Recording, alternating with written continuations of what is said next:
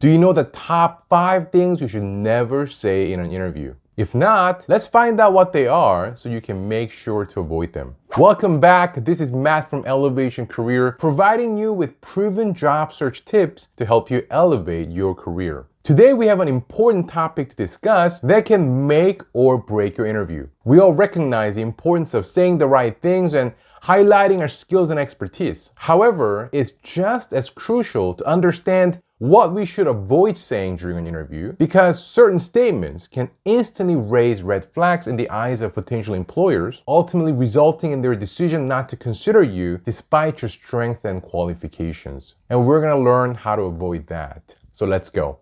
Number 1, I actually want to do something else.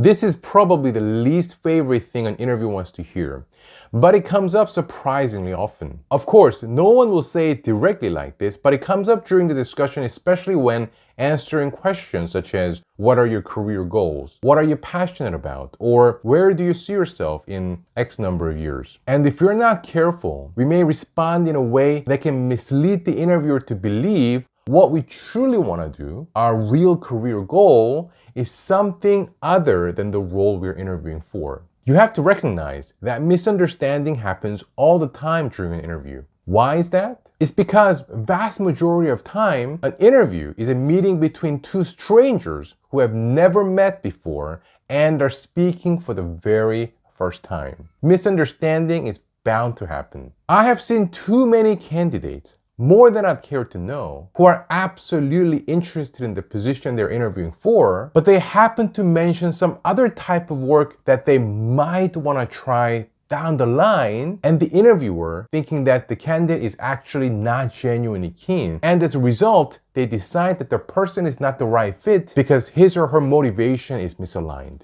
You do not want to say anything that could even remotely suggest that what you actually want to do deep inside is something else. Make it absolutely clear that you're 100% keen on the opportunity by not saying anything that could be misconstrued as otherwise. Number 2, bad-mouthing the previous employer. In general, most people are aware that it's not a good idea to talk bad about their past employer. However, sometimes candidates feel that they need to speak negatively about their previous firms in order to explain why they left them, especially if they really had a negative experience. It's totally understandable, but it's still not a good idea, and it'll not help your candidacy for the following reasons. It creates a negative vibe. It may seem unprofessional or immature to talk negatively behind someone's back. The potential employer may wonder if there is a pattern of complaining or shifting blame, and they may worry that you may speak about them in a not so favorable way when you leave them too. The key is making it not personal and staying well away from blaming the past employer or manager. Instead, you want to keep it neutral. Describe the challenges and the effort that you made to resolve and overcome them, the lessons you learned, and how you are a better person as a result. This will help you come across as someone who is mature, able to take responsibility, solution-oriented, and someone who can work well with people, a much more desirable first impression. Number 3, I'm just exploring my options.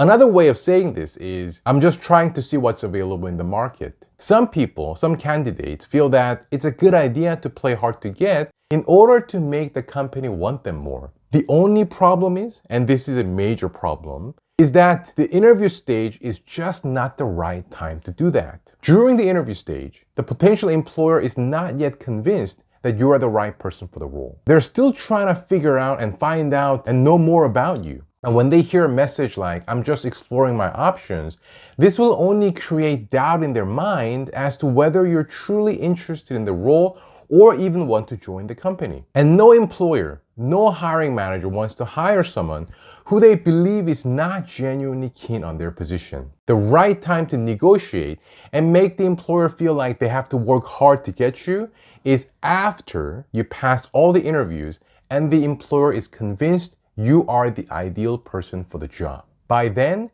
they'll be much more willing to make the effort in order to have you. But you do not want to do this during the interview process when the employer isn't even sure that you're qualified. And when you say you're just exploring, it might make you seem like you're not really sure what you want or where you're headed in your job search. Employers want to hire people who are focused, driven, and clear about what they want to do. Using uncertain or non-committal phrases can make you come across as someone who isn't fully dedicated to the role, who might be keeping an eye out for other opportunities even while on the job. Number 4, I don't have any questions.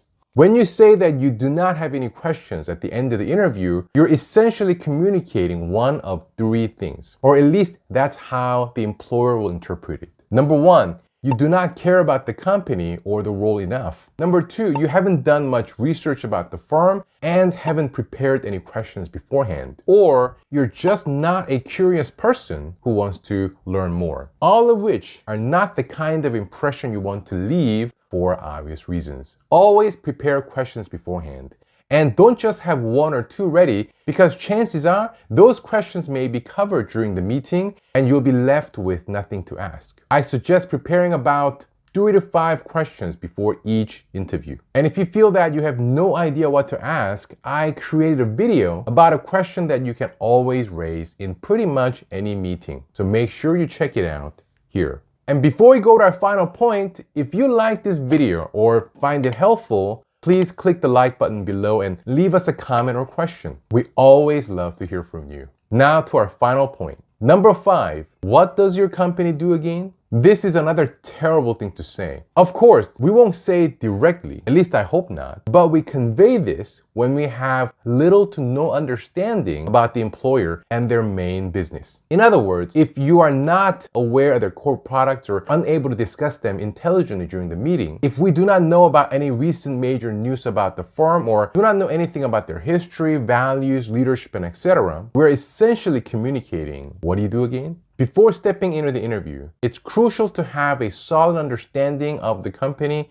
and its core business. This includes knowing about their main products, market value, and even some key initiatives that they're working on. By demonstrating your knowledge and awareness about their business, you showcase your intelligence, preparation, and genuine commitment to the role. Not only that, researching the company beforehand allows you to tailor your answers to align with their goals and values and to relevantly discuss how your skills and experience can contribute to their specific needs and challenges. It'll help you engage in more meaningful conversations during the interview and make a strong impression, which is precisely what you want to achieve in your job search. As I said, there is one question that you can always ask in any interview, but it's not only a last resort. Asking this question will help you leave a unique impression that could just be the last bit of convincing the employer needs to hire you. So make sure you check it out.